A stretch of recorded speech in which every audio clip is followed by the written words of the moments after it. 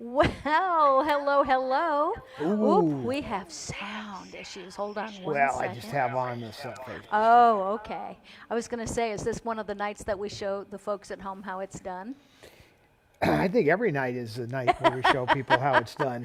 Hi, everybody. Happy Saturday. I don't have my little red light on, so I'm not sure when that camera goes on, but we'll. Oh, that's okay because I have a monitor there. So happy Saturday, everybody. We have a really cool show tonight. It's, kind of a combination of Cat and Todd Live and my solo show and Todd being in on that because sometimes I really like to, and we have a special guest. So tonight's going to be really fun. But what's going to be fun right now is that Todd is going to take you on a tour of how you guys saw the theater when it was all ripped up. You saw it from the very beginning because this was Todd's How I Spent My COVID Vacation project. And so he is, we're not quite finished, but we're almost there. And you have to understand that it was just you and two people, right? You and two people. Well, we used a couple of subs, but Buck did most of Buck and Kelvin and myself and Yeah. John jumped in a lot, and we Johnny! used subcontractors for the installation and a couple of parts.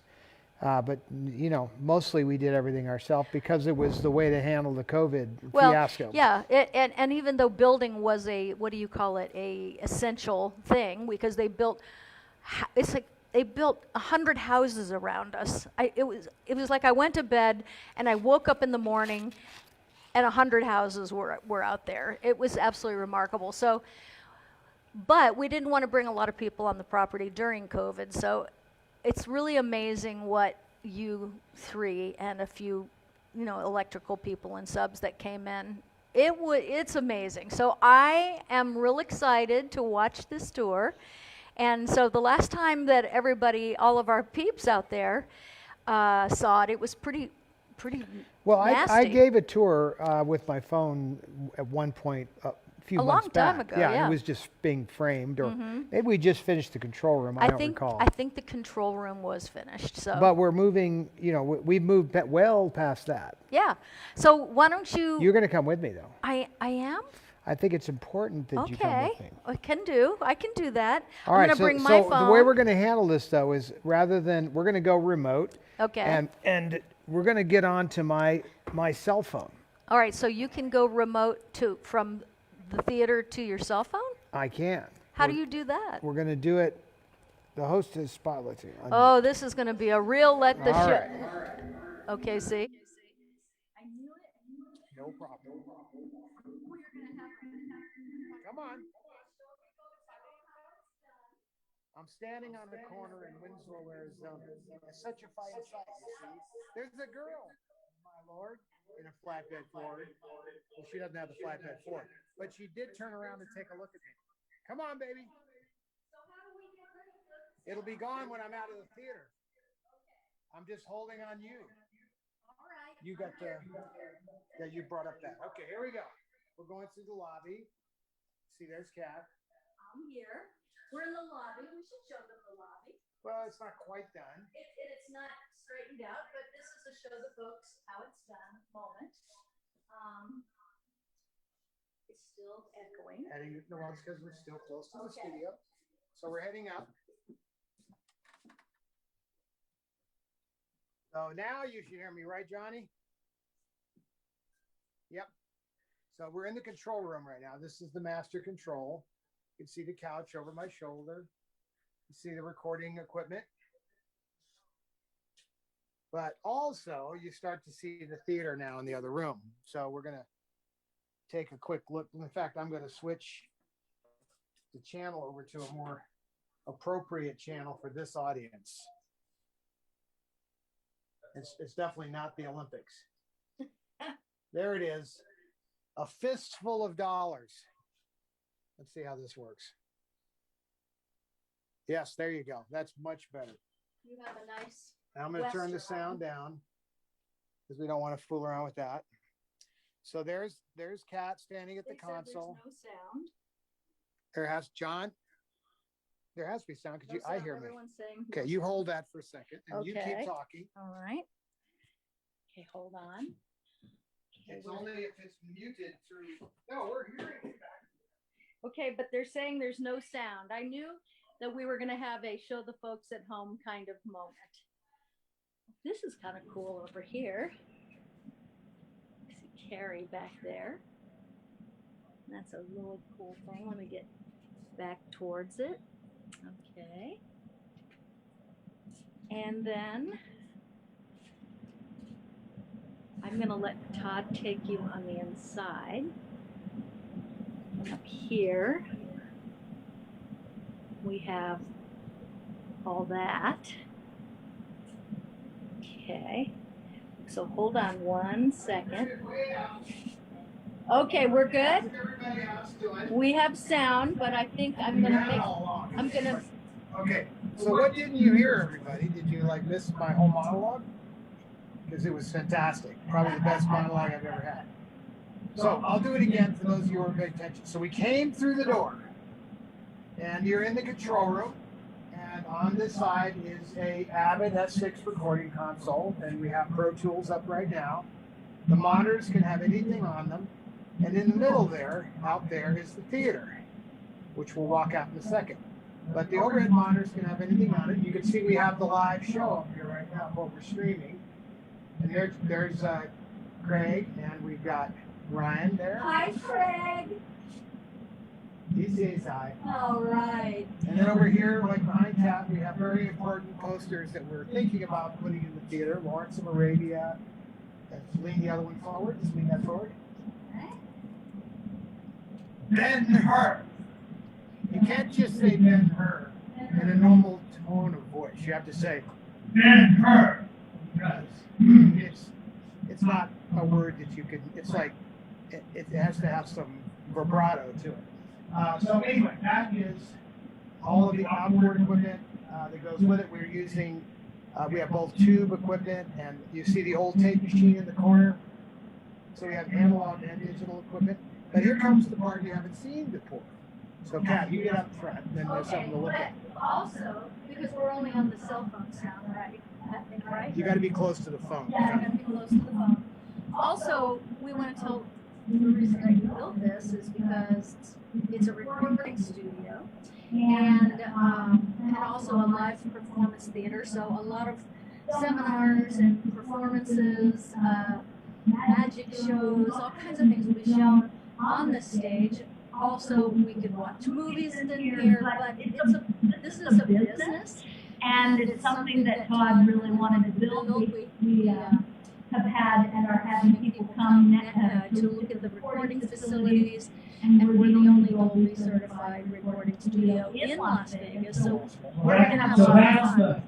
the Dolby. But this also has the Dolby Atmos system in it, but it's mainly for movie playback or other type of thing. Now, Kat's heading to the stage to show you what it's like to be up here. up on the stage. And then wait a minute, I have my battery and everything, so I can't, let me No, I'll turn on the light up here. No, I want to do my alligator. Hold on. Oh, she wants to do her alligator. Okay, here we My go. alligator. There's my alligator. There's my alligator. See his eye? There's my alligator. See his eye? Ooh. I like the alligator. Okay, A so little I'm bit of sound. now. All of us, you see. Well, I'll turn on a little light up where you are. Oh yeah, that looks very pretty. Oh yeah. So I'm trying to get back to Facebook now, So I'm trying to get back to Facebook. Well, I was just trying to put a little light on the stage. Well, I was just trying to put a little light Now on the stand stage. center stage and look out. There, Now that's what stand it'll be center like. stage and look out. Yep, There, here. that's what it would be So like. we would be here. Exactly. Of course, I'm at the movie projector right now, so there you go. But this is really going to be fun because, like I said, we're going to be doing a lot of things in here. We're going to be doing And a lot so of it's nice. We now have And so it's nice because we now have for all the of facility that. My theater for all of that, because my theater is pretty small. by And comparison. this was a big dream This was a for big Todd, and dream so he for Todd, and built so it. he built His it. own two hands, and Buck's two hands, and Kelvin's two hands. And, you know, I think that's pretty amazing, really. This was This a was garage. a garage. 12 garage or our garage. Well, it's an RV garage. And my theater was a racquetball court. But I said, I'm But not I going said, to I'm play not going to play racquetball. racquetball, so Let's make something that we'll use out of it. And that's what we did, And that's how my theater came to be, because I was teaching classes and I was doing it out of the house. And now we have that But one. our friends will also be able to perform here beyond. So like shows with Kat and some of our other entertainment friends will do other shows from music to magic and then Yep. Mentalism, music to magic. Say that fast 3 times. Mentalism, music, to magic. There you go. Okay. And then at the same time, though, it's very versatile. And the area we'll show you next time is behind that screen is a huge backstage that we built, almost as big as this building. Yes. So there's a big support area back there to allow support for live shows. So we'll be able to do. Equipment, dressing room, that sort of thing. But also you actually keep props and can actually do a live show. Oh, Bill Clifford is saying echo, echo, echo. So I don't know what that means, but it means that there's an echo. It means that. We have a question from Deborah Rouse. Do you need a license to drive all this gear? Do I need a license to drive all the gear? No, I just. Most men, as you know, don't like looking at maps or reading instructions, and that's how all of this is approached. Either, just FYI. Okay, so girls don't like it either. So there you have it. No, so yeah, there's a lot of gear in here. Now, this can also be a live recording or live sound recording console or just live console for shows in there. But we'll have the 12 cameras in here just like we're doing in the other room. So it really is very, very functional, and we'll be able to do a lot. We're going to get rid of the echo because we're going to move back to our... Wait, more questions? Is in the house. And he has a question? No, he's just here. I want to say hello because we have not talked to Farouche in so long. And we celebrate you, Frank, and love you. And I am going to see you in October, and I'm very excited about that. I'm going no matter what. If I have to drive, because who knows what's going on. You might have to. Well, right now there's all sorts of strange things Speculation. going on. So we are going to walk back into the theater. I'm not really sure how that works. It's straight back. Okay. And then you'll just have to get ready for Prepare more. yourselves, everybody, for the sound change. Well, we'll walk up with this. If go to the wireless mics now. Kill this sound right here. There you go. Now you'll still have it because it's punched up there. So go to the wide camera. Just punch up camera 1. It'll come right off. Sorry, guys, we have 1. to switch on the red. sound. Okay, 2 is fine. Okay. So the sound is coming from Ryan. Oh, Ryan. Go ahead, Kat. You take it. Okay, so I'm going to start talking. I'm hoping that the echo will get under control. That was fun. Amazing, right? It took like 8 months, 9 months to do, maybe even a little bit more. I think that was about it. And I'm so proud of them because something like that would normally take just an army of people, and it was also a project, and Todd needs a project. So, and it's also something we needed because we do that. This is the business we're in. So this was something that's really great. I'm super excited. Now, are you back on the set now? I'm here. Sweet. Okay. So let me see who's in the room before we move on. Susan Hirsch, Julianne Golden, Tammy Wilson, Brenda McFamily. Hey, Brenda. Dawn Renta, Ryan Clements, Patty Hughes, Amy Perkins, Angela Pritchett, Janie is here. Janie Hickok. You know what? She told me how to pronounce her last name correctly because I've actually met Janie. But I want to say Seiss, but I think it's something else. And Jane, I'm so sorry because I can't remember if I'm saying that wrong. We'll have a how to say your name right pop quiz after the show. Ferruccio is here, which I'm just super happy about. Kathy Hobbs, Sharon Amorosa, Pamela Eggers. Laura Terrell says, I would love to learn all the camera and audio equipment. I originally went to school to do that. Well, John went to school to do that too. He went to Full Sail University in Orlando.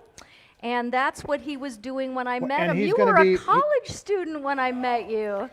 How you know, crazy that is that? a good point, by the way. We could do a seminar, a technical seminar in here on different aspects of television and film and recording. Yeah, and it's, that people are interested in that, and I think that it's really great. And I think, hello, Stephen Edwards, Brent, Belinda Fawn, Nikki Luongo. Yes, it is. Very good question, and I Yeah, can't who believe we spotted forgot to say that? that. All right, so in the room there when we were standing on the stage, that is the stage floor, originally from MGM, later to Debbie Reynolds Dance Studios in North Hollywood, and the same floor that we gave you the little pieces left over from and put the plaque on. And I think we still have more, or do we? We still have more. So that floor has amazing history to it. Everybody from Michael Jackson doing Thriller to Fred Astaire. Originally at MGM, it belonged to Eleanor Powell. And so a lot of people danced out in the MGM days. But as you all might be aware, Debbie Reynolds Dance Studios was around for 45 years or more. And it had an amazing history, and everybody that you could think of worked there and danced on those floors. Yes, indeed. So we have transported part of that floor to both the control room and the stage. And you saw how pretty that looked. It really turned out beautiful. I am so happy with the way it turned out, but I literally have not seen you practically since you started working on that, because you're gone from 5 in the morning till at night, and you walk in, you're like, feed me, and then boom, you're out. So the last couple of weeks we went for full court press because it's too hot to play golf. Yeah. Although we did play this morning, but Yep. we haven't been playing golf.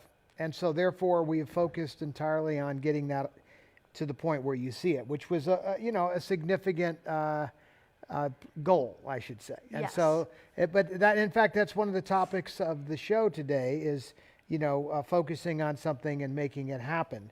And part of that is visualizing something, if you can. Not Yep. everybody has the ability to visualize as well as others. I've been given a unique ability to see things and take them from paper to that and even see it long before. I told you what this was going to be. You're the witness to it. Yep. Did I not tell you what this was before? It's more than I imagined.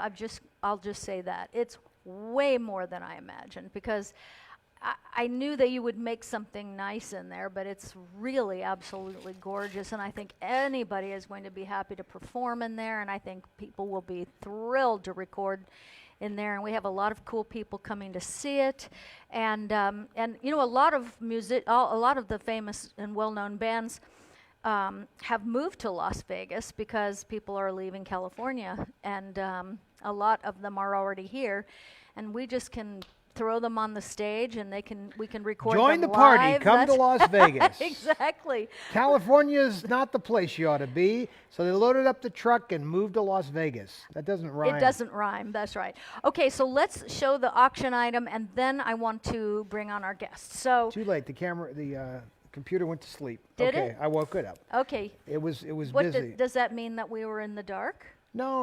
It just means it wasn't. I have to go. I'm going to throw you up here real quick, John. Okay, Johnny. John's in the building. I love you. It's just the way it goes. All right, so let's see if I can move this. So behind me, can we get a shot behind me, or a shot maybe from? Yes, because we have a Debbie kimono, which I love. It's just beautiful. Talk about color. She loved color, and so this kimono we found today, and she wore it all the time. As a matter of fact, I have a couple of things, Ferruccio, that I know that you will know what they're from. I don't have, but this, do you remember your mom wearing this? Oh, yes. All the time. So I love this because you see the sleeves? She bought me 3 kimonos for my birthday that were amazing when we were in Lake Tahoe. I don't know if you remember that. And I love kimonos. You see the poet sleeve, the bell sleeve. That's just so cool. John, so you can go to you can go to There Apple. you go. But So you can also that's- go to Apple TV and pull up the picture. the picture. Go ahead. Yep. There you go. I'll go through the pictures, or at least I think I will. No, how many pictures of it do you have up there? 4. Okay. So we have 4 different pictures. There's the picture. Yeah, that looks great. So I love it because one sleeve is red, another sleeve is like so full of rainbow colors there. I love the length of it. It's in amazing condition, and she wore it all the time, so it can be worn. It's in really good condition for a Surprised piece. you're not trying it on for everybody. Oh, you know what? I have so many clothes. I don't need anything more, but I absolutely love this piece because she loved this piece. And also I just love kimono. So that is the auction item and the only auction item tonight. And it comes with a signed picture of Debbie, the pocket picture, as you can see. It's a postcard that she signed, so it's a authentic Debbie autograph. And so if you want to start the bidding on that, the bidding starts at $5, and you can just take it from there. And then you can start bidding now. I'm really excited because a friend of ours is here tonight. He's coming in on Zoom. Now, I've been talking for the last week and a half about a subject that I really can't wait to hear Todd's input on, because we're going to talk about ending things and beginning things, and how you end something is greatly affects how you begin something. And our friend Craig Johnson is here from Los Angeles, and he was here a week and a half ago. He got back. Hey, Craig, how are you? Hey. Oh, this is so. You look great. It's great to have you here. This is a Kennedy rocker, just so you know. There's some history. Oh, which Kennedy? JFK. Which Kennedy?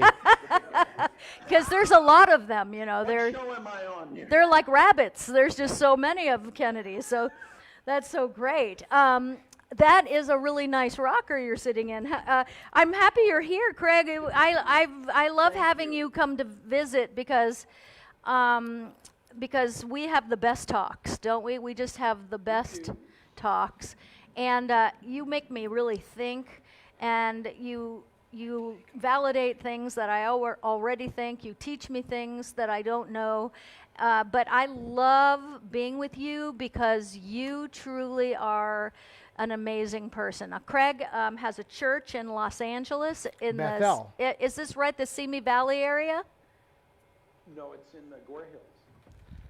Oh, I can hardly hear you, so I'm sorry. Todd's going to turn you can? up. There you go. All right. Arroyo, did you say Arroyo? No, Agora Hills. Agora Hills. I know exactly where Yeah. that is, and I bet a lot of people that are Yeah. watching tonight know and live near Agora Hills. So tell us the name of the church.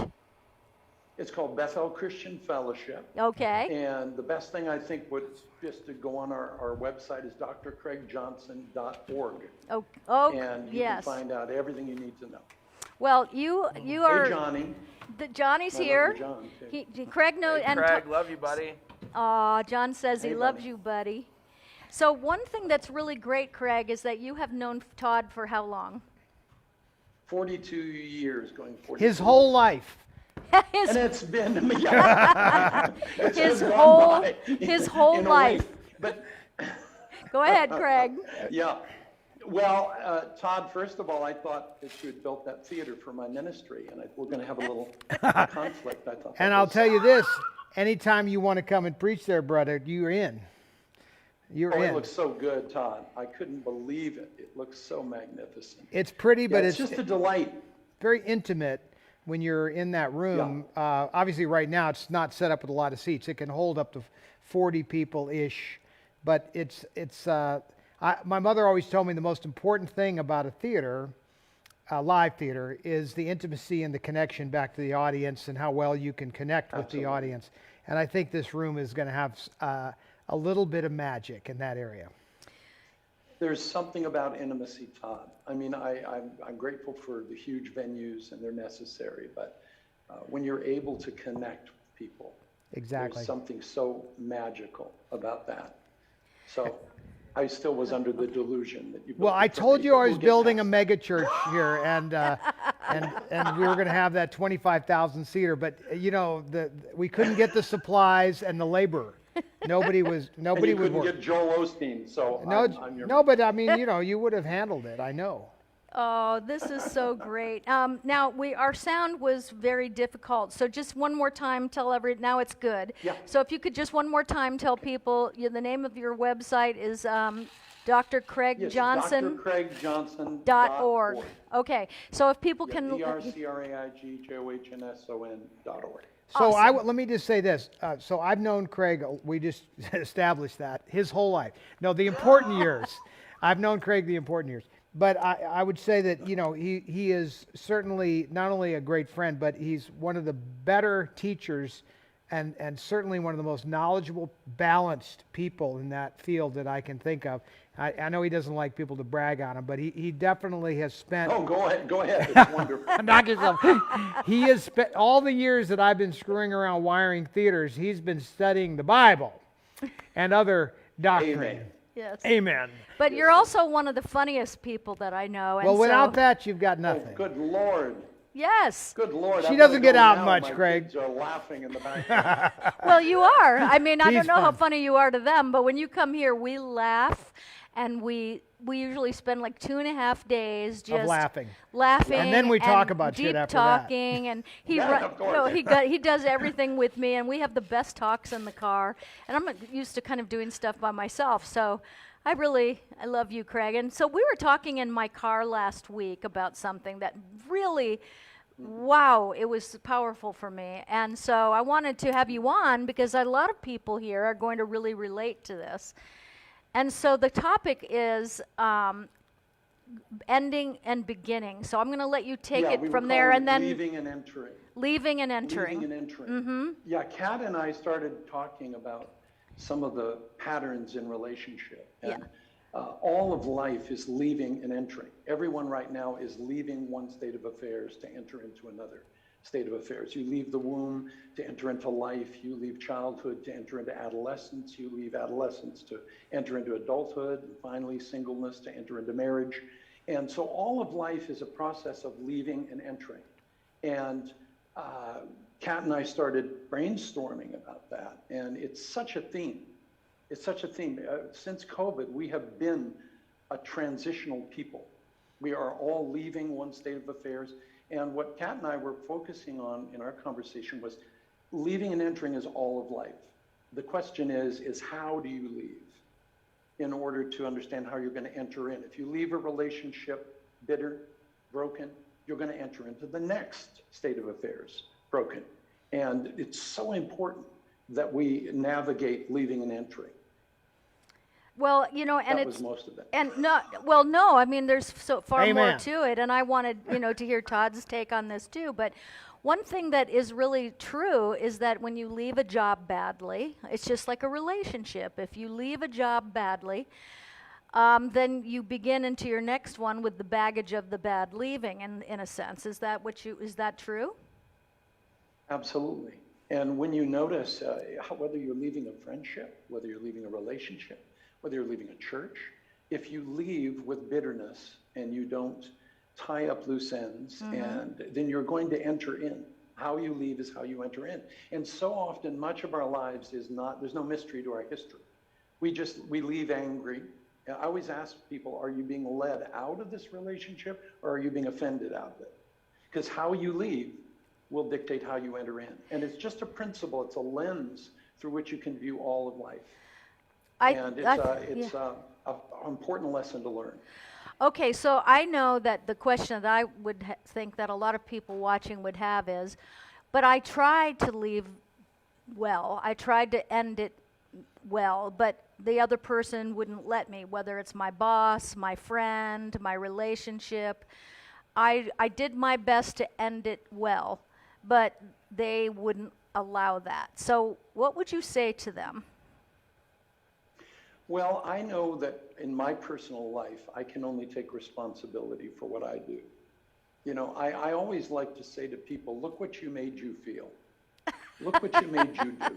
That's great. Look what you made you think. Look how you made you respond. Because you know what? Personally, I am responsible for my own wounds, that if you touch, I express pain. We have to learn to take responsibility. We live in a culture now that wants to play the blame game. You know, it's always like, well, Jenny wasn't loving enough, and Susie wasn't emotionally available, and, you know, Becky just didn't care. And, you know, maybe I tell men, the only common denominator in all your bad relationships is you. So I can only take responsibility for virtually everything in my life, how I feel, how I react. And boy, that phrase, look what you made you do, is a really powerful one. And I use it every day when I counsel people. I just simply say, look, just take responsibility for your part, because that little sad story and sob story and violin solo, I know people 40 years have been leaving horribly and entering in horribly. There's a point where we have to take responsibility for virtually everything. And my family, you know, holds the world record in the bad relationships. Hopefully you cut that, Todd. And bad exits. It stops with you, Todd.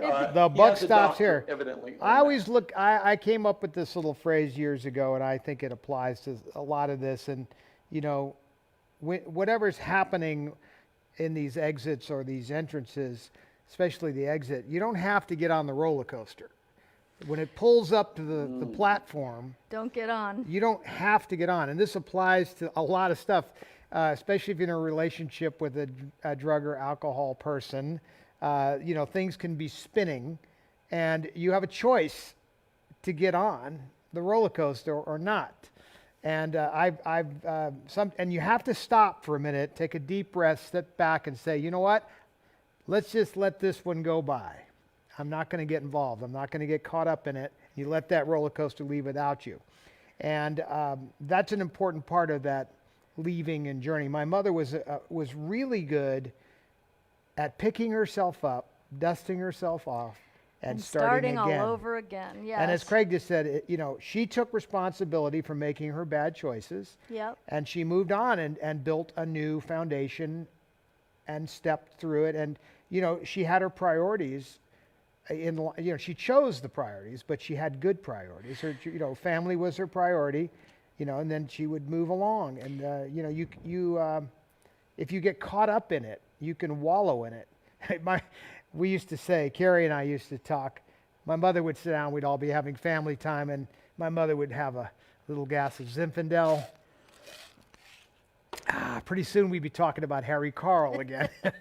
Right. And you know, it was hard to let go. So she would say, you know, I'll forgive him, but I'll never forget.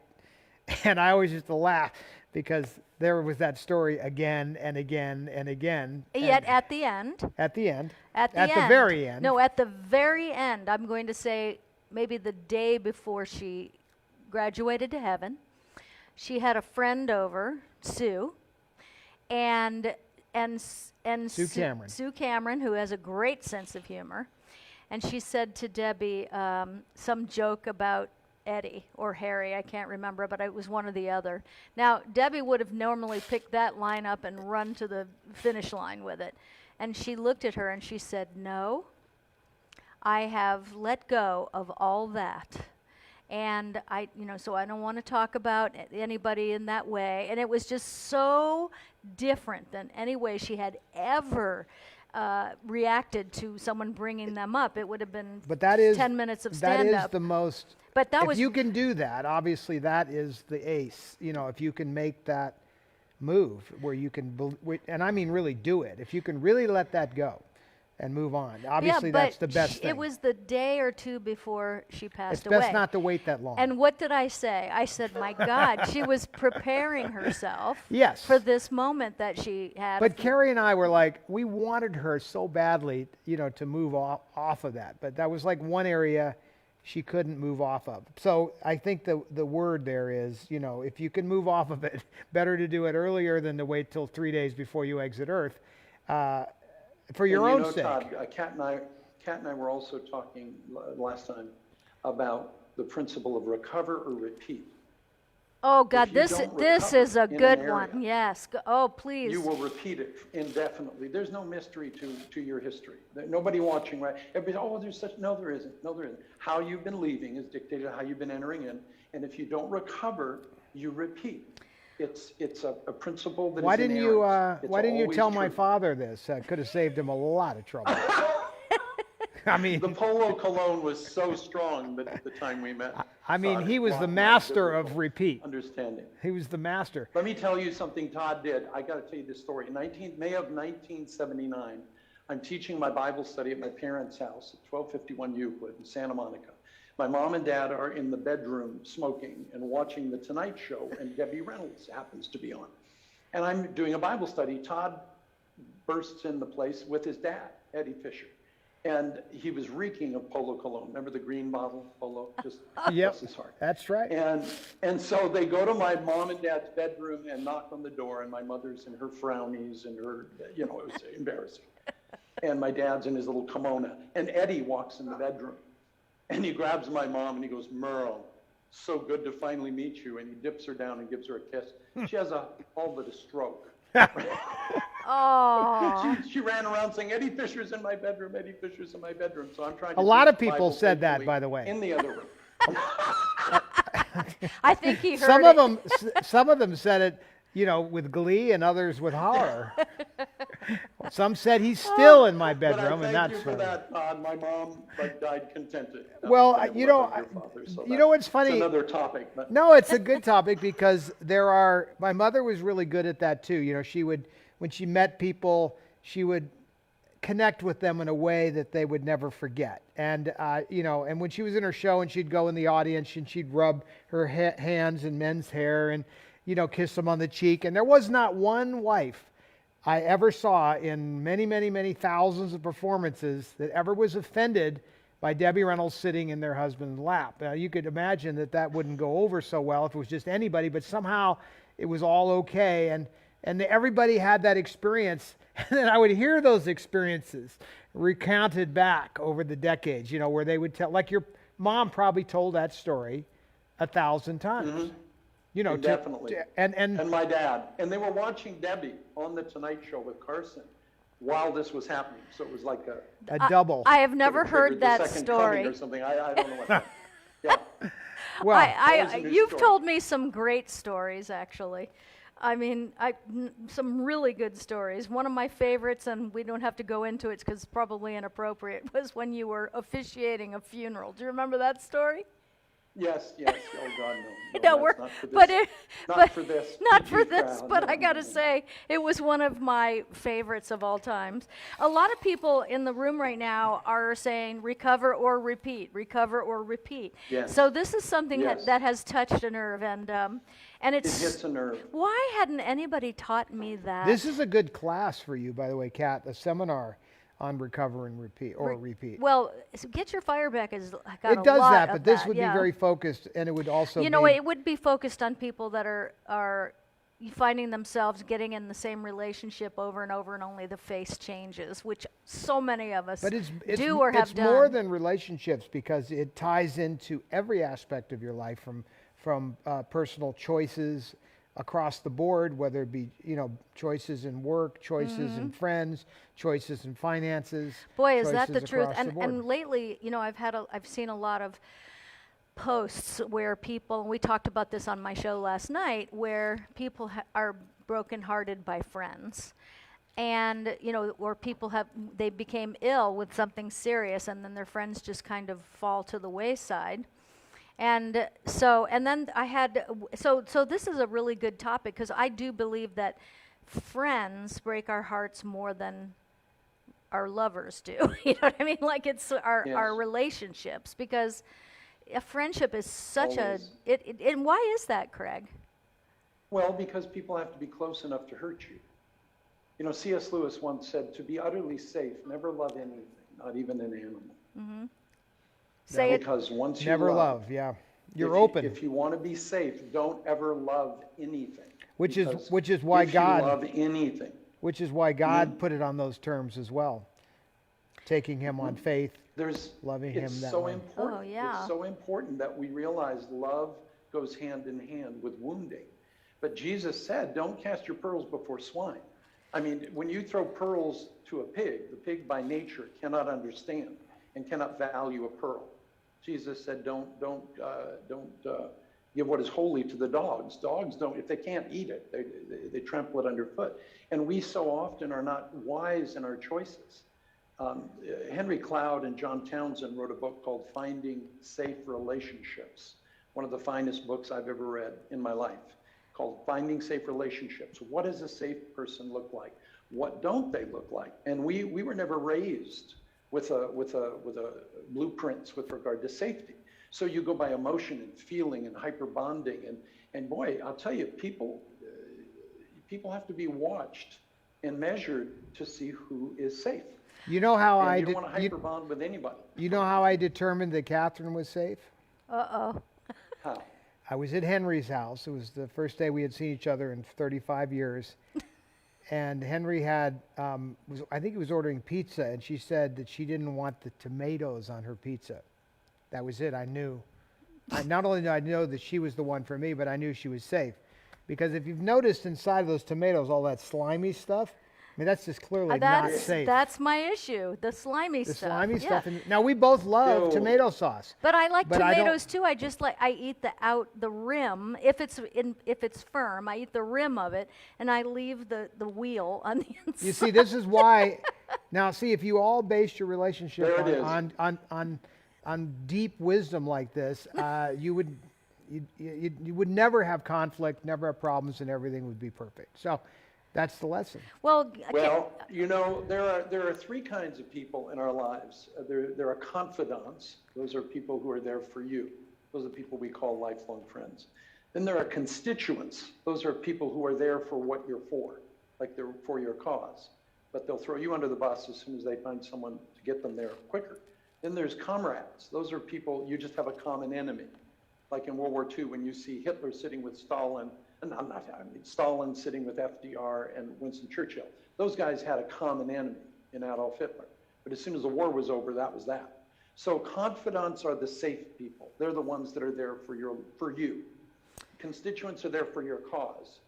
And comrades, you have a common enemy. But you never share your secrets and your heart with a constituent or a comrade. Ever. Oh my gosh. Because you're a fool. You will be destroyed. And we were never taught this growing up. No. I shared my heart in the name of being honest and forthright. Todd knows this. I mean, I was so naive and gullible from Des Moines, Iowa. I'm treating everybody like a confidant. And I'm sharing my secrets and my desires and my issues and with constituents and comrades. I was just torpedoing my life. And I had no idea what was going on because I was sharing pearls with people that cannot by nature appreciate them. And we do that all the time. So I taught my kids, is this a confidant that you can share anything with? They're there for you. Is this a constituent or a comrade? And those little fancy words, but boy, I'll tell you, if you get those three down, you will know you're with a safe person. Okay. You know that I just want to say that all of the Elvis Presley movies were based on this. The ones with the road pictures where he's always hiding, like he's actually got a lot of money, but he plays the poor guy. I mean, these are all about ways to identify a true love, right? He's always playing the poor guy. So that the girl would fall in love with Is just she him. falling in love with me Yes, because my father is wealthy or whatever that moral is story?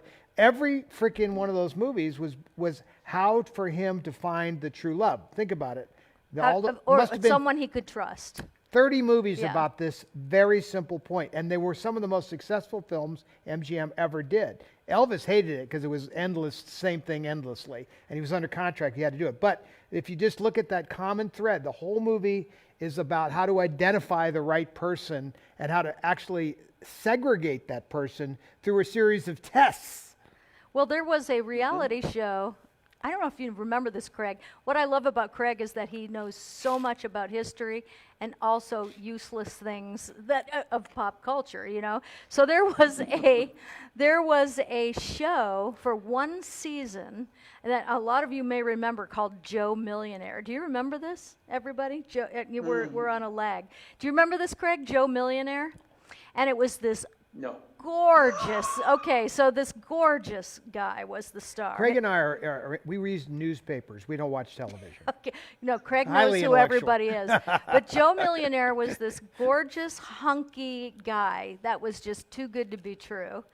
And on top of that, he was a multi-millionaire in this big castle that was just one of his homes over in England or Scotland or somewhere like that. And they brought all these girls in from the U.S. to see who could win his heart because he wanted to get married and all this. So they all came into it knowing, when they saw what he looked like, it was just unbelievable, because they knew they were going to meet a multimillionaire who was looking for a wife. Now this was the most fascinating show. It was one season, because really they couldn't duplicate that because everybody would know it was a ruse. But to watch these girls and him interact, and what they would put up with just because he had so much money. And also the girl that won, at the end, he had to tell her that he's a construction worker. And it was so... It's Elvis Presley's story in reverse.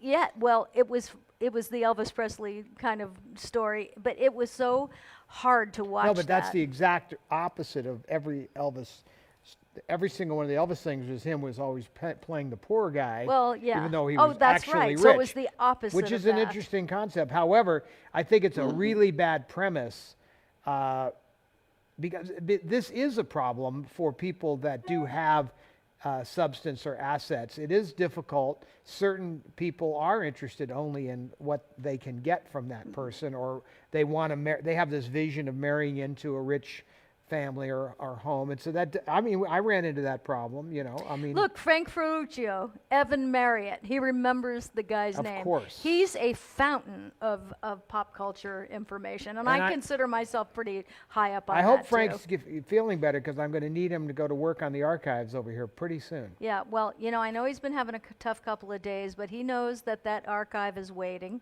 And we're actually building the archival wing and room here. And so Frank, but I'm going to meet Frank in It's the October. Reynolds Library. I would here really in like Vegas. us to drive across the country so that we can see Frank, meet Frank. It would be We'd like have to leave like Halloween tomorrow. time. We'd have to leave tomorrow. Okay, so Craig, I have a question Do I have from time somebody. to pack? It's not really a question. Yeah. Okay. And speaking of packing, where's Dwight? Dwight? Oh, he's over in the corner. Just okay, checking. he's I hadn't good. seen him in a while. So Don't make my heart go like that. Gillian Gray. You were here when Dwight disappeared. Yes, he was. Gillian Gray is one of I our was. viewers, and she didn't really ask a question, but she made a statement that I would make into a question, because I know a lot of people are probably going to relate to this.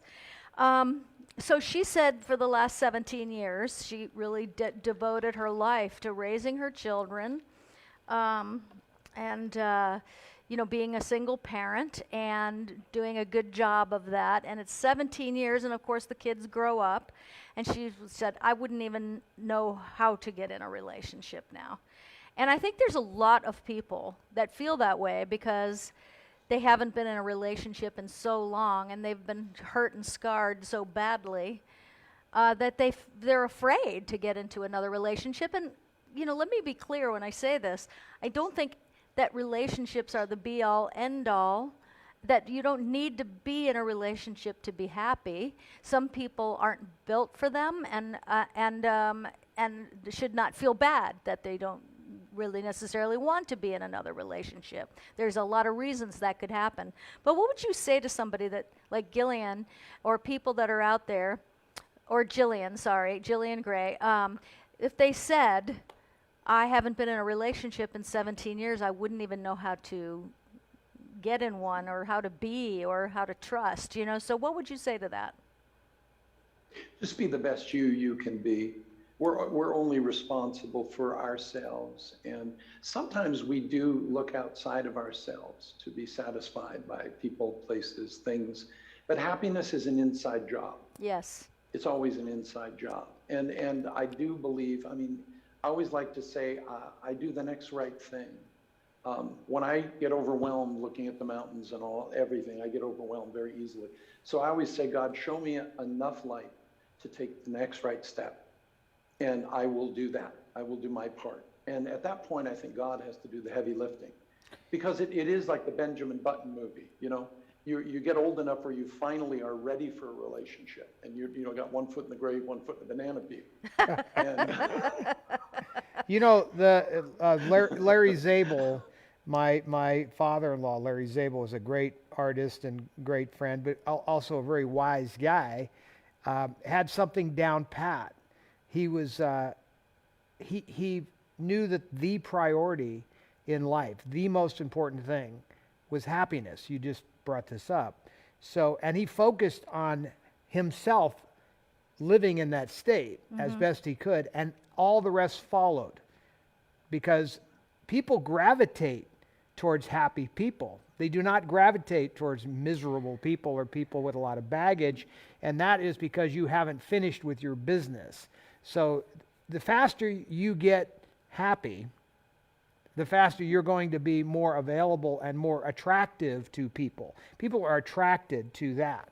That's true, but I'm just going to throw a little wrench in here. No, you hit it because you're the expert in this field.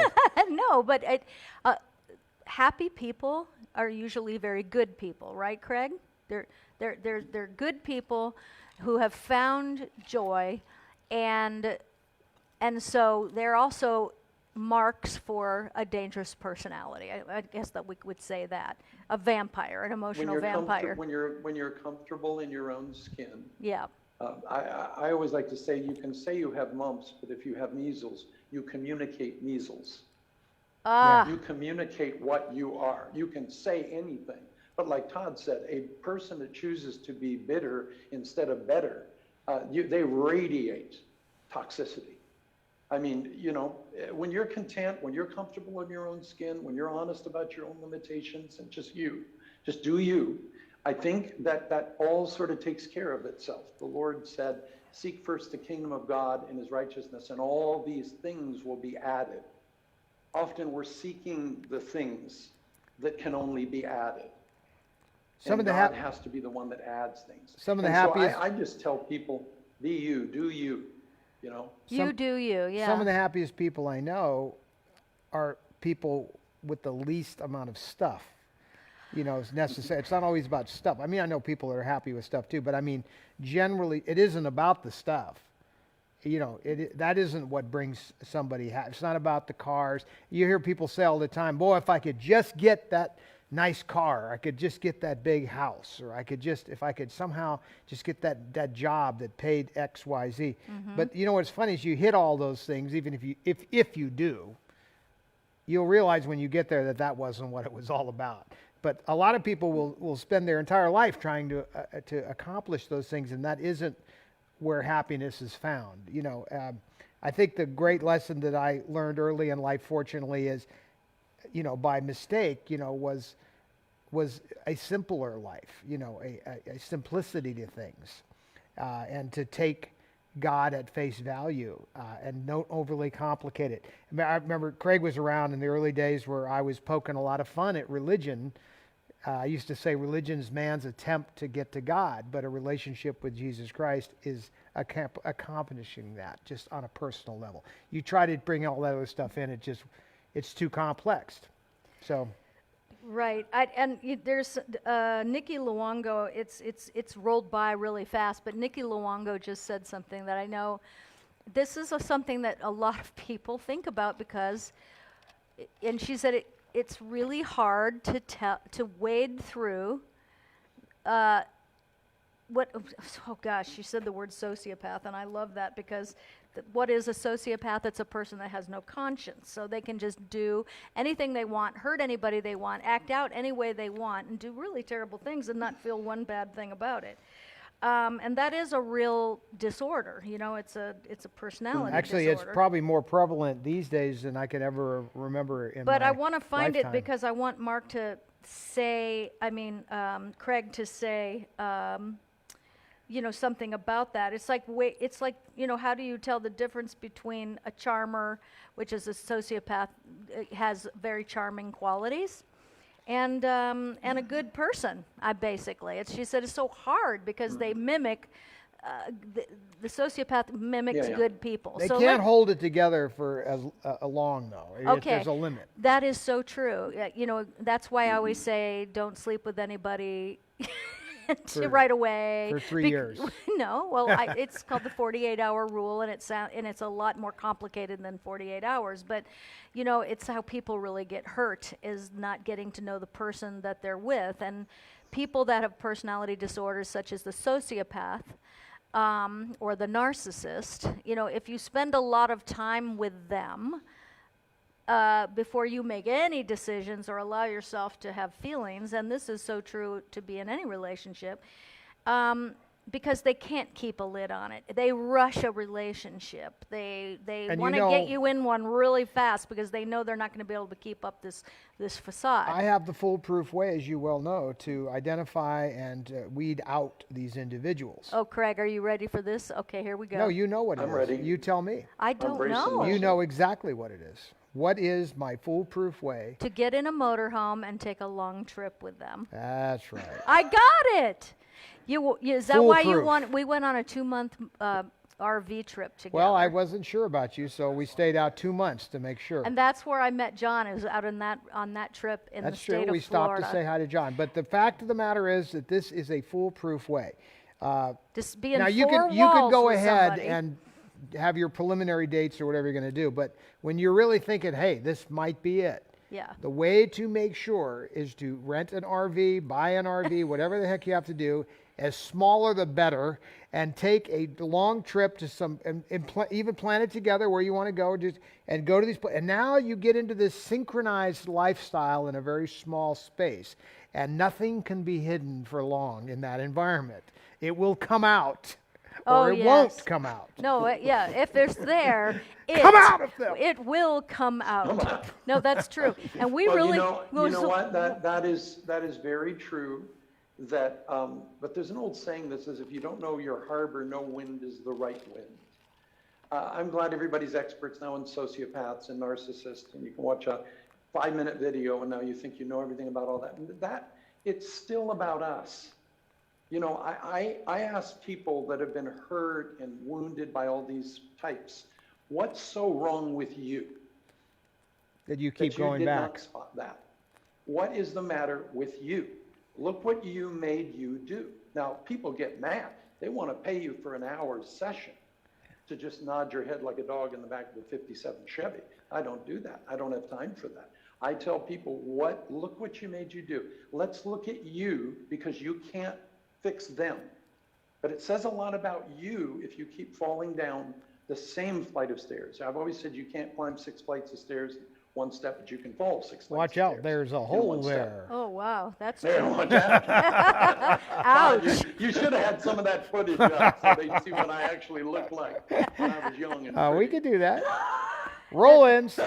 Well, you know, the fact of the matter is, Craig, Roll in the film clips. you're single too, and you have been for a long time. And, you know, I know that I think, you know, everybody has a little desire to find, you know, love in this life. But love, I'll tell you what, if I hadn't met Todd, I'm quite convinced I would still be single and not dating. But I would also not have any chickens, because he's the one that lived on a ranch and had chickens, and that's where the whole thing started. And when I'm sad or upset, I go out into my chicken pen and I play with the chickens and the geese, and it makes me happy. It's fun to think sometimes, you know, just to remind myself about how fortunate that I am and blessed that I am. You know, if I hadn't met Todd, some of the biggest joy in my life are my animals. And so it's a funny thing. I really thought I would be single for the rest of my life because I did not want to date anymore. You know, dear, there's something, I want to say something about Todd, because we've known, he's been one of my, I would say, most trusted friends. Yes. Even though we can go extended periods without talking. Todd is the real deal. He's always been the real deal. He is a safe person. Whatever he has or he doesn't have in the world's goods or fame or anything else, he has always been one of the most bedrock people in my life. Mm-hmm. Todd is a confidant to me. He's not a constituent or a comrade. Todd is the real thing. And that is at the center of who he is. Well, and you can't help but be impacted by that. And you, Kat, are the real deal. And your love and affection and empathy is authentic, and it radiates. Like I said, you communicate what you are. And it comes from the center. The Quakers used to talk about peace at the center.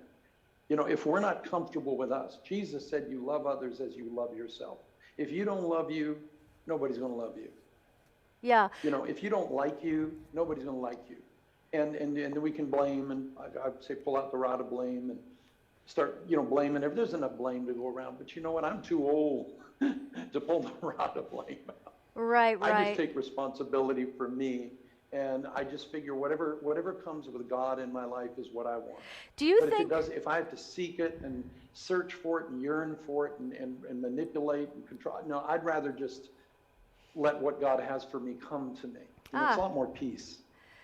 It is, and Janie tonight in the room is saying that I think she wouldn't mind meeting somebody again, but she tried the online dating. It was like, OMG, never again. So she's just content to wait to see what God has in store for her, and that's absolutely. And what we need and what we want are often two different things. It's like, we don't need someone. If we need someone to be whole, then we're like a third of a person.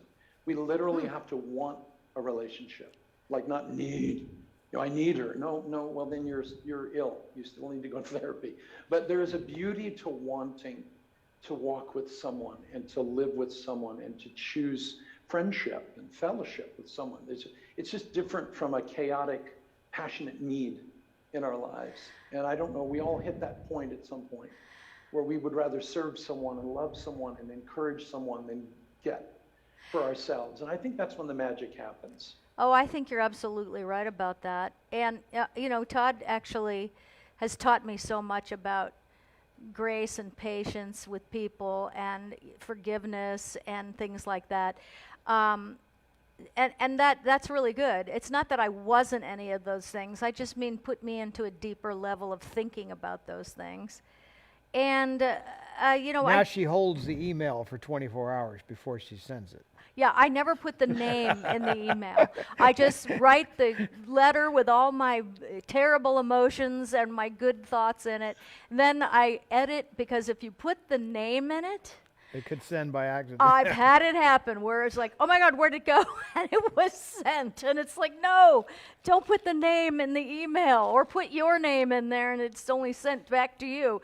But it's such an interesting thing. And I do think that the biggest issue that people have today, and we all are capable and have it, is trust.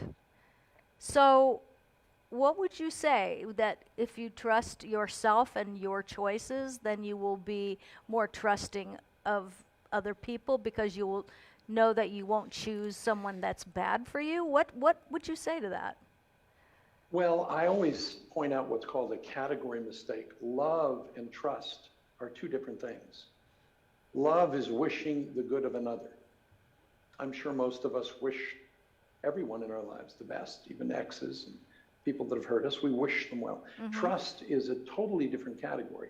That trust is earned over time, and when it's lost, it's virtually impossible to regain it. But I was sort of taught when I was a boy, well, you're a Christian, you love everybody. And I was taught that love means you have to forgive them, you have to, let them rent an apartment with you, you have to give your checkbook back to them when they embezzled $100,000. No, love and trust are two different categories. So I can wish you well and not trust you as far as I can throw you. We all have people that we love, but we don't trust. And I believe the foundation of a true relationship is not love, it's trust. It's trust. I can love people I don't trust. And I trust some people I don't love, like that mob kind of loyalty. Jimmy Bag of Donuts, I swear on my mother's eyes, I'll never betray you. You find more mob loyalty in the mob than you do in the church sometimes. Oh, yeah. I mean, people that you may not love them, but you trust them. They just say, don't ever steal from me or touch my girlfriend, and we're good. That we need that kind of trust and confidence, but that's built over time.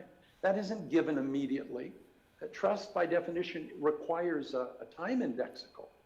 And you can hyper bond with someone and send your favorite picture on Christian Mingle and the best paragraph to highlight your best angle and all that. That's no substitute for living out a history with somebody and building trust. That takes time. Back to the motorhome. I've often said, there it is. A new relationship is safe when it's not new anymore. That's when a new relationship is safe. I love that. I think what most people just really want is just to have a witness to their life, It's like Frank Ferruccio has been with his husband for 20 years, and you know, that's a witness to your life, or more maybe. And I think that that's the best feeling in the world, is when you know that there's a person that has witnessed your life and they love you and they support you, your dream, and They're in the circle of trust. They are in the circle of trust. Yeah, trust is earned, not given. I say that all the time in my show. And I've had people argue with me about that, but that's what my life has taught me. And so, again, we always, when we do these shows, Craig, say take the best and leave the rest, right? Amen. If it doesn't. Yeah. And the enemy of best is always good, never evil. You know, people don't wake up in the morning to hurt somebody, but they will make good choices instead of the best choice. And, you know, you can have a good man or you can have the best man, or you can have, we need to eat the hay and spit out the sticks. You know, we need to have discernment. You know, we talked about leaving and entering. We began there. Yes. But notice what's between leaving and entering is what's called liminal space, in between. In between. We have been living on the globe in a liminal season. A liminal space is a space that you've just left a situation, you haven't yet entered into the new state of affairs, and there you are in between. We have been in between for over a year, the globe, everyone. And it's very awkward negotiating liminal space, being in between. And it creates its own set of tensions, its own anxiety, and this is all about leaving and entering. You know, transition is the place where we're uncomfortable, where we don't have control, where, you know, it's like you're in a hotel room and you've left the hotel room into a hallway and you've not yet gone into the next hotel room. That's called hell in the hallways. That's transition. Yes. Transition. That's a liminal space. And liminal is a word, Latin, it means threshold. You know, we have all left our former lives and not yet entered into the next state of affairs, and we're in between. And we've been living in between. It's very awkward. That's why the suicide rate is up. It's why people are reacting the way they are, because we're not taught how to negotiate in between time. It feels like, you know, we've lost control. We're not where we should be. We're not where we were. We're not where we're going to be. And it's been a really awkward time on the planet. And it is so important how we handle liminal space, the in-between space. Yes, people are afraid. That's where you need who you are, you lose a sense of control, and that's where you need to really be sensitive to who your confidants are, who your real safe people are, because there's peace there. The Latin word communitas. When you have a bond with someone who's in between, it's a deep, deep bond. And so we're seeing the best in people and the worst in people during this liminal season. That's what one of my favorite lines ever in any movie ever was in the movie Starman, when Jeff Bridges plays the alien, and he says to the girl, he says, "You know what I find most interesting about you," meaning the human species? He says, "You are at your best when things are at their worst." And I think that is one of the most amazing truths ever spoken, especially about Americans. Yes, I was going to say, speak more Americans for sure. I can't speak for the world, but I mean, this country has a tendency to rise to these occasions. They, you know, when 9/11 occurred, it was the worst of times. It was the best of times. I remember the next day I was out there in my Jeep and we all had flags on our cars, and it was a real rah-rah in the right way. I mean, you know, you had awakened the sleeping giant, as in World War II, you know, famously was spoken when they attacked Pearl Harbor. I mean, and again, we rose. You rise. You know, right now, there's a strange, subdued thing hanging over this country that is not our nature. It is not our nature to be subdued this way. And I think we're coming to a reckoning of all of it. I don't see how you can play this game any longer. I feel that grumble, that rumble in the world. Like, you just cannot, this game cannot continue. It's not in our nature to go down this, continue on this path. I mean, we've done what we've had to do, and there's been some hard times here. But we need to rise up and get over it. Yeah. Move on. It is true. You can't live in liminal space forever. You can't be right. in between forever. You can't have both feet firmly planted in midair forever in a friendship, a relationship, a business. Mm-hmm. There has to be closure. There has to be a beginning, middle, and an end. Mm-hmm. And I think that's what Todd's articulating so well. Yes. Is that people are made to grow and mature and advance. And when you feel that you're just hanging in midair, there's something's got to drop. I say slinky dog always comes. When It comes you back. When you finally stop moving, Yes. slinky dog catches up and then is knocked further ahead. And, you know, I believe personally that God is well in control of his universe. And I think it's an issue of, this is a season we're going through. There's an old saying, it came to pass, it didn't come to stay. It came to pass. This is coming to pass. Yes. And I always like to say, everyone wants the oil, nobody wants the crushing. This season has been an expensive season where, you know, people want their olive to remain intact, but they also want oil. But you've got to be willing to jump in the fat and let the olive be crushed for the true oil to emerge. So I believe there's good coming out of all of this, but we have the choice. We can be bitter or better. It's up to me. I have a friend that survived Auschwitz and Stalin's Gulag. She just died last year. She's 100 years old. She got better instead of bitter. She had everything to complain about. She went through every experience anyone's ever chronicled, but she made a choice to be better. And her life went that way. And she died a very amazingly joyful and happy person, delightful to be around. But she has friends that got bitter. You can choose that if you want, but nobody wants to be around that, like Todd said. Yeah, correct. You know, we'll let you be bitter over there because we don't want to get close. Right. I have there's a chapter in my book, The 30-Day Heartbreak Cure, and it's a bitter party of one, your table is waiting. That's the name of the The chapter. the chapter, because no one wants to Amen. be with it. You know, that's so true. Now, we're going to have to come to a close, but I want to tell you that a lot of people have just mentioned that this conversation tonight really spoke to them, and on a lot of levels. And that's always our goal, isn't it? Because we are really all very much alike in a way, and then we're different in other ways. But, you know, the heart of us all really, when we speak to one, you know, we're speaking to many, many, many people. So thank you, everybody, for your comments about that. And, you know, Craig, we want to have you back. And next time you come visit, you'll do my Friday night show right next to me. But he could do a live show. We bring him. Remember, we had the chair. Who do we have in a chair up here one time? We had a show with a live guest, and we can do that too. Yeah. Oh, absolutely. But you know, Craig, really. This was a privilege for me, Kat. Thank you for the honor. Well, if you thank you. If you are We in love you, Los buddy. Angeles, We both love the same man. I've loved him for 42 years. And I love you. I love you too, man. When you're asleep.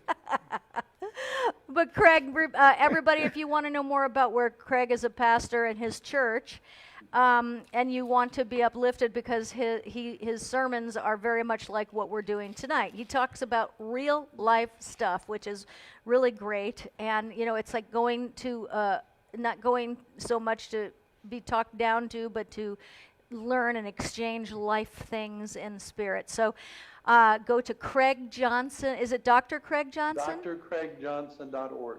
.org. drcraigjohnson.org. All Okay. one word. All one word. Is it DR or DOCTOR? Yeah, drcraigjohnson. .org. Okay. Thank you, Craig. We love you. We're going to. God bless you. We're going to give God bless stuff you. away. Thank you, pal. Yeah. Thank you so All right, much. I love you. I love you back. Thank you so much for everything. Well, that was awesome. It's a deep subject. When he's here, we sit up and talk till 4 o'clock in the morning about this stuff. It is wonderful. It's very wonderful because I'm a deep thinker and a deep talker, and though I'm a really fun person, you know, I don't So make much small talk. Do you think I'm fun? I think you're fun. Really? Because it's so funny. We're together all the time. This was not a big a thing for us to be locked in a house together. You know, we get along and we have fun, and a lot of people really had a hard time with being locked in the house with someone they're not around all the time.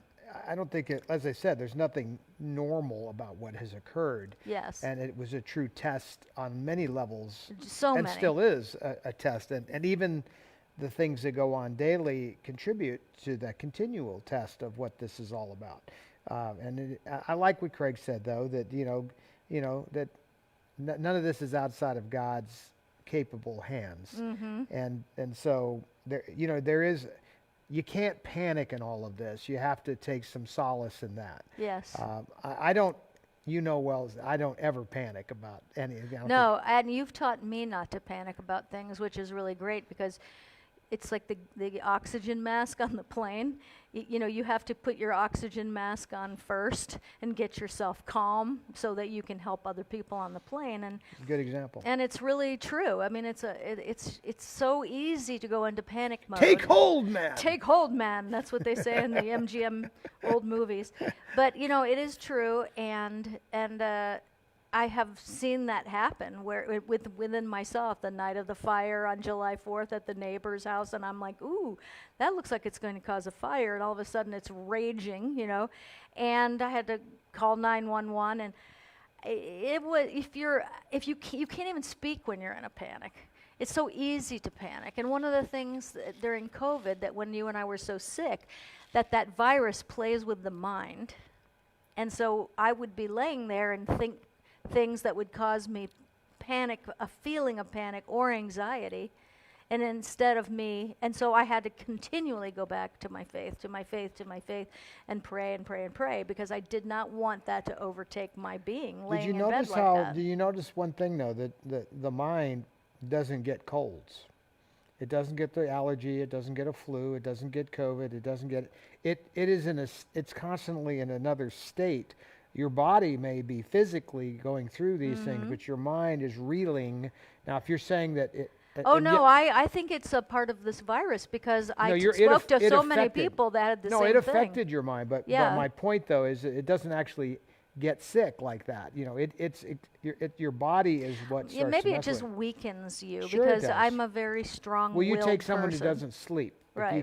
If you don't sleep, it affects your Which consciousness. is a lot of us. A lot of people don't sleep. Well, I've seen, like Carrie, for an example, and she wrote about this in one of her books, and she hadn't slept for many, many, many days, and it had an amazing effect on the mind. The mind started to hallucinate.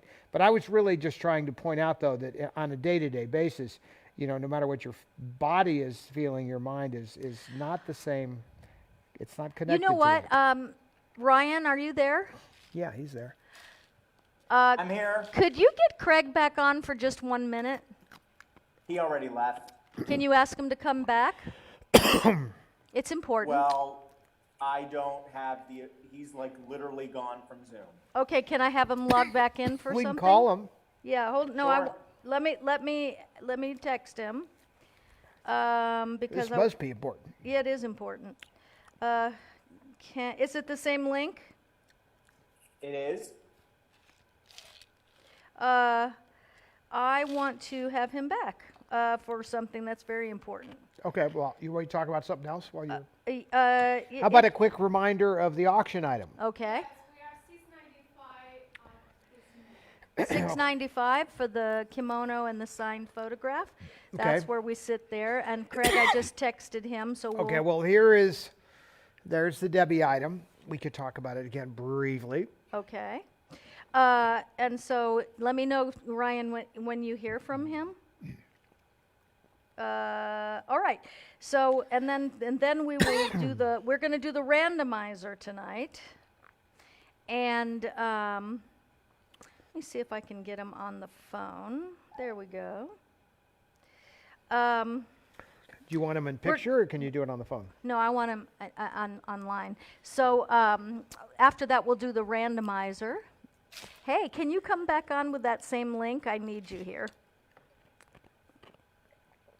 It'll take two minutes. Oh, okay. All right. We'll wait. Thank you. Okay. He took all his clothes Bye. off.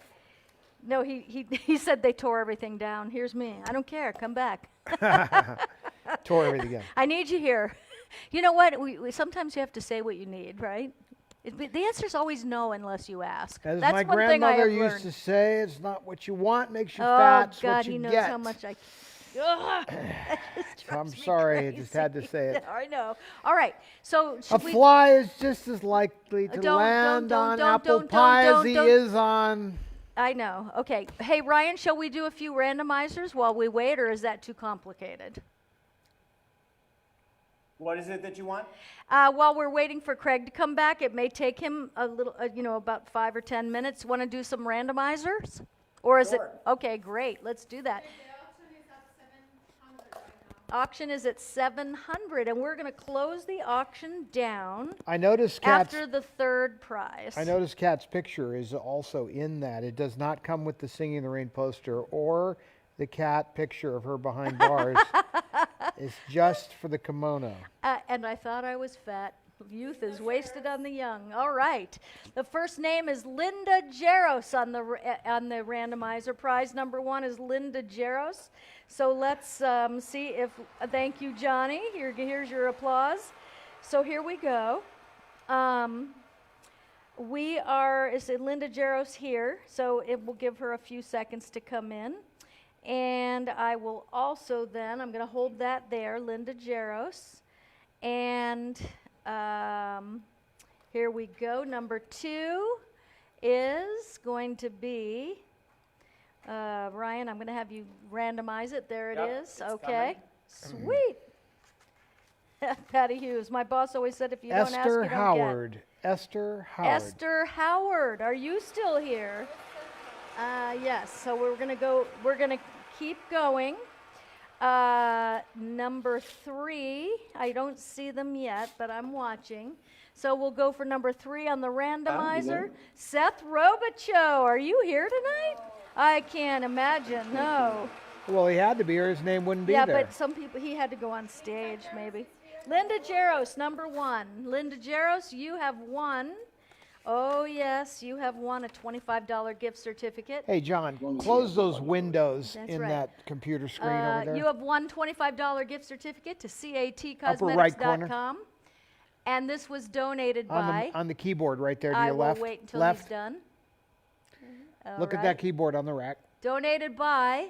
Yep. Keep it down. Jolene Counter. Jolene Up Counter. here. Thank you. You lovingly donated $25 gift certificate, and Linda Jaros is the wiener. So I'm going to give that back to Dora. And do we have number 2 here? Okay, number 2 is not here. Anne Maria McCall. Okay, so. Okay, Anna Maria McCall, you are the wiener, and you have won. I'm going to do number 2 for Anna Maria McCall. Sure. Okay. You have won the Spiritually Reconnecting Through Prayer Hypnosis program that I made, and if you are going to. Aha! Yeah. You who have is Craig. this? Who- Craig's back. Craig's back. Okay. Who donated this though? I need to make sure we. Barb Kevern, who absolutely loves this program. They helped her deeply with her anxiety. So if you can't sleep, Anne Maria, if you can't sleep or you have anxiety, Barb Kevern donated that so that you could relax. And it's my program, Sound of My Voice. And so I believe we have your email address, and I will get your address. Craig is back. Why did I have Craig back? Craig, oh, good. I thought you were in your underwear and your chonies. And I was like, oh, thank God they're just shorts. Okay. Craig? Thank you, Kat. You got me. No, we shut the computer, so I can't even. See I know, what you're but you seeing. want to Lord know help us something? all. I meant to do this, and then, it got away from me. So we have a viewer here that we love, and everybody here loves, and his name is Frank Ferruccio, and he has really, really just gone through another round of chemo. And he's been really, really not feeling well. And when I say not feeling well, he doesn't say, I'm so sick. He is not the person that leans on those words. So I would really, I'm sorry to bring you back, but I really know that you would want to do this because you and I have done this before. And may I just say that person who had no hope, the doctors had no hope, he called us he called us what, a couple of weeks ago, and he's doing really well, and the doctors are just amazed. So let's do that thing you do so well, and let's all say an amen at the end of this prayer. But Craig is the warrior. Amen. Here we go. Craig, let's say a prayer for Frank Frank. Ferruccio. Yes. You know what? Let's just, if we could all just close our eyes for just a minute and just let the rain fall, let God's warm rain fall. Father, Holy Father, we lift Frank to you. Oh God, I pray that you would open the windows of heaven above Frank, that you would let the glory of God begin to fall upon him. I pray, Father, for every one of your precious children that are on right now, Lord, that are in desperate need, God, that you are a mighty God, you are a gracious God, you are a compassionate and loving God. And Lord, we just open our hearts right now to the rain of your love, the warmth of your Holy Spirit. I pray, God, that you would put warm oil on Frank, that you would touch him with peace from the top of his head to the soles of his feet, that every one of the men, women, boys, and girls who are on right now under the sound of my voice would feel the love of God, saturate them, immerse them, soak them, Lord, in a love beyond reason. Lord, you're so crazy. You don't just love them, you're in love with them. And I pray right now, God, that you would open the door, but you would carry your baby across the threshold, Lord. That you would bring healing to Frank, healing, deliverance to every one of your children, Lord. Pick them up in your loving arms and walk them over the threshold into a new season of hope. And we ask you to do it in your blessed name. Amen. Amen. Amen. God bless you, Frank. God Oh, bless all yes. Thank you, Craig. I appreciate you coming love back. you. I love you too. Thank you Thanks, so buddy. much. Thank Amen, you. amen, Bye-bye. amen. And also, I think it's Kathy Gans's birthday. So I wanted to say, I didn't breathe before. So happy birthday, Kathy Gans. And that was a beautiful prayer. I'll tell you what, when I want a prayer, it's Henry or Craig, and that's you're not bad yourself. Okay, so we're going to go back. Howard is here, so let's do that one for him. This is for Esther Howard, Howard. and the first name? Esther. Esther Howard. Okay. You have won a signed copy of Todd Fisher's book, My Girls, Esther Howard. So go ahead and private message me. Your name just came up on the randomizer. So this is my husband's book about his mom and sister, and it's a beautiful book, and it's got tons of photographs in it, and just beautiful, beautiful, beautiful book. And he will sign it to whoever you'd like to sign it to. Just make sure you private message me. Right here on my Facebook page, what you would like, and your address. I need that too. The auction item is officially closed. Okay. Lots of hearts for that prayer. You know what? When you have this many people, of one mind like that, which is the healing, I believe in it so much. You know, I find that it's a universal thing Yes. to be able to pray, even if you don't have the exact, you're of a different faith. But I think human beings, when they focus like that and come together and in a positive way, and put that energy and that focus out there and agree on something, that is a invisible power that is unstoppable. Mm-hmm. And I find that even people that don't have a lot of faith, or even possibly atheists, are still okay with that going out, that agreement, that bringing human beings together, and to put all that energy and focus that towards another human being in the name of our Creator. Yes. Is a very powerful thing, and I think it's universal. And I don't care if you are Jewish or Catholic or Buddhist or Muslim or an atheist or whatever. I think that force is a very important force for everybody to use, regardless of your faith. Yes.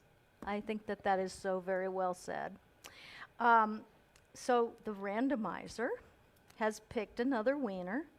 And it's Susan Hirsch. So Johnny, if you go to my camera, you'll see this beautiful necklace, which is... That looks like a hypno jewel. It does, doesn't it? Couldn't you use really that pretty. as a hypno jewel? We could, but it's a mid-length Look into necklace. my eyes.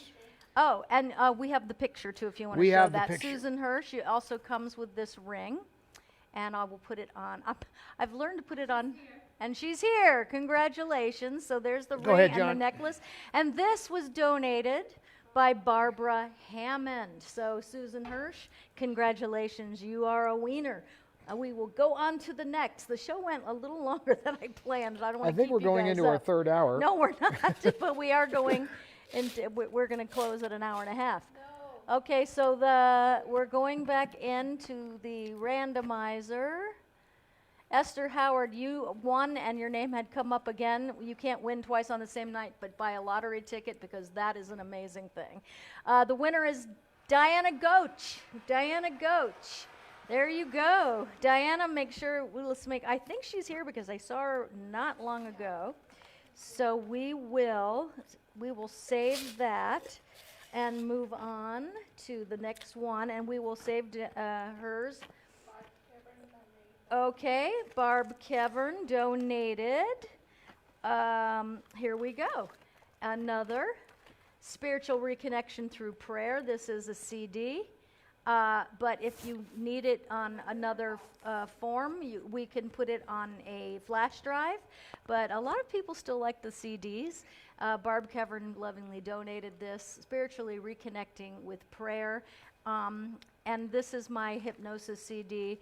You will sleep like a baby, and you Don't will listen to it feel while you're better. driving. Yeah, never listen to it while you drive. Okay, so congratulations. Diana Goach, you won a $25 gift certificate to catcosmetics.com. And this was donated by our company, Cat Cosmetics. And if I think that has Diana Goach, is she a customer, or do I just know her name from in here? Yes, and I know her name from in here for sure. But Diana, just in case, send us your email address, and we will mail you it's an online code, $25 gift certificate, donated by Cat Cosmetics. All right, we're going into, now I have 5 in my lap, and I think there you go. We're going into number 7, right? Gina Renee Cox. Gina, what? No, that's what I've got. Oh, Gina Cox, you got the Spiritual Reconnection Through Prayer CD. So, donated by Barb Kevern. And then, so those were the gift certificate and then that. Now we're going to this. So we are going to the next name, which is Linda Factor. Linda Factor. All right. Linda Factor, you have won the Unsinkable Molly Brown. Is this a Blu-ray? Blu-ray disc. Blu-ray disc, and this was donated by our Time sponsor, Warner. Time Warner. And So you need to you guys should check out their website. yeah, they sell all the classics on Blu-ray. So Time Warner has a DVD website strictly for classic films, and it's a fun thing. And every week they release new films. Right. They do have a lot of my mom's movies, obviously. But that's a great movie, by the way. This is one of my favorite movies of all time. But it's a great movie for people that are also, struggling with getting through things, because the spirit of I Ain't Down Yet Yes. is alive and well in that movie and taught beautifully through that story. And it's a true story. And it's a true story in more than one way. I mean, Molly Brown Survived the Titanic. Well, she was a real lady who did a lot of the things that are in this movie. But also, I think my mother and her are soulmates. I mean, it's like an amazing connection between that story and my mom's life and how she overcame adversity in the face of great struggles and embarrassment and humiliation. And she overcame things. The worst of times, the best of times, and coming out the other end a winner. So, Linda, if you would like for Todd to sign this for you, you can certainly have that. Just go ahead and private message me, and we will get that out to you. I will need your address, too. Oh, the email address is info@catcosmetics.com if you would like to ask a question or send us your information. Okay. A lot We are of about to- things were coming up there. A lot of what? Well, there were a lot of comments there. Yes, there are a lot of comments here. Tammy Wilson says, my favorite movie ever. Boy, do we know that, Tammy. That is for sure who is named after Debbie and has quite the Debbie collection. All right, so the last prize of the evening will go to, here we go. I love seeing all the names go by in the circle. Oh, see, Esther Howard, you already won. But here's the thing. She has now been chosen twice. So, Esther, go buy a lottery ticket because the chances that happening are not very good. And so you are in a lucky streak. Dina Fulmer. Dina Fulmer, are you here? Let's wait and see. Hey, Kimber Sissons. Dina Fulmer, we're going to wait to see if she's here. If she's not, then we will go ahead and go to the next person. We have not lost any viewers in spite of the fact that we have now been on for an hour and a half. So that's pretty good. And we are about to close it. But I also want to say, while we wait for Dina Fulmer to see if she's here, if she's not, she's here. All right, Dina. Who's the winner of the auction? That we didn't hear. We are going to do that right next. Okay, this was donated lovingly by our Barbara Hammond. And it's a $25 gift certificate. And Dina Fulmer, you have won that. So make sure that we have your email address, and we will send you the link, and that will take you right to catcosmetics.com and give you your code. All right? So she's a customer, then you know. And the winner of the auction tonight is Barbara Hammond. Nice. Sweet. Barbara, yeah. You are going to wear this. I know it. It is perfect for your size, and it is so beautiful. And Debbie wore this, to the end. She loved this particular kimono.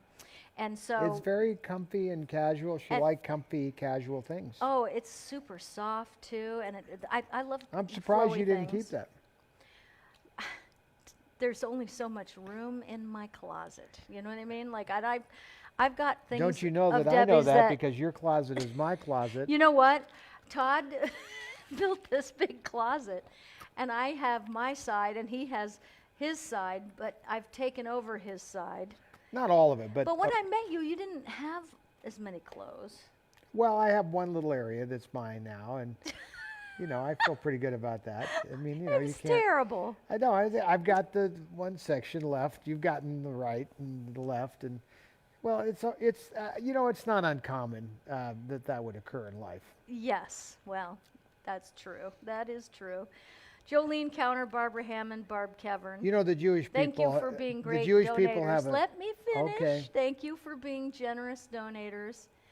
And also I want to say hi to Kylie Catlett from Hawaii because she was here tonight and I didn't get a chance to do that. Thank you so much. Look at everybody laughing. Well, I was going to end it by saying something very simple, in regard to the closet or things like that. I mean, those are examples of things in relationships that occur, right? So you have to adopt what I consider to be a very good philosophy that the Jewish people embrace, which is an expression. It's not in Yiddish; it's an English expression. Such is life. Such is life. Such is life. But there's a little irony here too, because I remember, when I was on my imposed no dating before I met you, and I remember thinking, it's got to be somebody pretty amazing to give up half of my closet for. Well, now I never really put a lot in your closet. I remember No, you never put anything in my closet. I just a few things, Right. I mean, I didn't because I mean, girls are usually the ones that have to drag their stuff around. It's a weird phenomena. But when you start dating somebody, and it goes somewhere, and then all of a sudden your harpoons are in his medicine cabinet and all that kind of stuff. And I never did that because I just thought that would be really, to have my harpoons in somebody else's bathroom. We did do well in the motorhome together, sharing that space. That's limited space. I looked at the motorhome today. Ah. It's in the driveway, and I walked out and I looked at it and I said, Sigh. I really miss a good motorhome trip, and that's why I really would like to. I know it's far, but instead of flying to New Jersey to meet Frank, I would like to drive and go in the motorhome, and maybe that's when it's the end of October. You know, it's Maybe not, that's the time that we can, stop, and I'll do shows along the way. But the and difficulty on the is way not back. me because, the dog can roll, obviously. Archie loves a road trip. Archie comes with but us, the parrot. It's all the other pets that you have that, would be difficult to bring. We took a chicken with us. We took Nugget. no, we took Nugget with us, and we took also. I drove across. You had the black Chicky. one. The black one. Chicky went with us, so we can bring the animals. But I can't. No, I can't bring all of them, of course. But You could have a trailer made, that's like a big cage. I have a friend Remember who's a the bird zoo? trainer, and he has a beautiful trailer with all the chickens. Yeah, so they had that when like the zoos, like when the Ringling Brothers used to travel, they had those railroad cars, and, Yes. and each car would have all these different animals, and they would go cross country. Yep. With and take care of the animals, so you could do that. You could just have trailers of animals dragging behind the motorhome. You're only allowed to have so many feet, though. And Now, here's in the some real problem states. with all Okay. this: is like certain pets, as you cross the border, cause trouble. yes. Chickens. Do you in remember particular. Buddy Boo, the goose that I rescued? Sure. And he was a Canadian goose, and so every time You had to hide him. we had to drive across the Nevada to California border, and you had to stop, and I would put Buddy under something in the car, and I was so stressed out about them Well, seeing you're not him and supposed taking to have him. a Canadian goose, but I know, but he was he was what dying you're in the supposed to K-field. do, What- he comes to you. But God do you put me in remember your how I would path. cry when we would go through it, and they didn't stop and go through the car, and Buddy Boo was safe, and I would literally cry from relief. Do you remember that? That's that. It's a in the Quran. There's a I guess you'd call it a verse where it says, "God put me in your path, so now I'm responsible for you." Yes. And so every time I find an animal, that's how I feel. I know. That's why I brought it up. And you're very kind. That wasn't you're an accident. very good to always say yes when I say, "Can I keep I'll it?" And you never say say yes. no to you. You said it, and it's true. Whatever you say or do. Yes. If you ask me to wait for a lifetime, I'd gladly wait for a lifetime or two. Just to look at you. I'll smile if you say be glad. I'll weep if you want me sad. Today is tomorrow if you want it so. I'll stay or I'll go, but I'll never say no. Yes. That's a all right. lesson. He sang it to me on our first date in my ear, and I was like, I'm done. I'm a goner. He's either the best man in the world or a Acapella. psychopath. I'm going to take a chance. I didn't even get a starting note. That's right. Ding.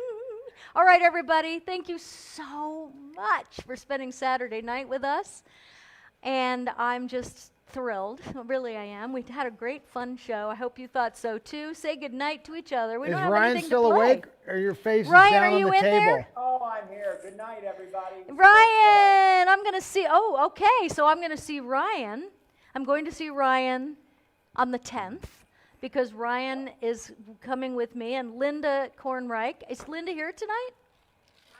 Okay, Linda Kornreich and Ryan are coming to the State Fair, West Virginia, with me. We're going to have. Ryan has come for the last 3 or 4 years, and it has been really great.